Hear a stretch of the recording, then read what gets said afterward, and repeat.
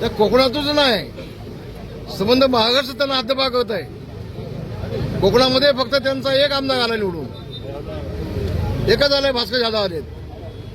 बाकी कोकण सगळं त्यांच्या हातातून गेलंय. कोकण हा शिवसेनेचाच आहे, भगव्या झेंड्याचाच आहे, बाळासाहेबांचाच आहे. आणि आता कोकणाने पूर्णपणे उद्धव ठाकरे हद्दपार केलेला आहे.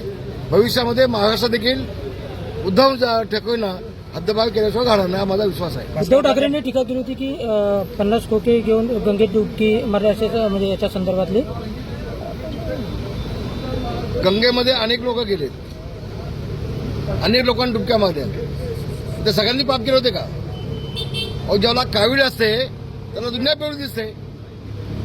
आता उद्धव ठाकरेला एकनाथ शिंदे म्हणजे मोगलांच्या घोडे ज्यावेळेला पाणी प्यायला जायचे तेव्हा त्या मोगलांच्या मोगलांना त्या पाण्यामध्ये संताजी धनाजी दिसायचे.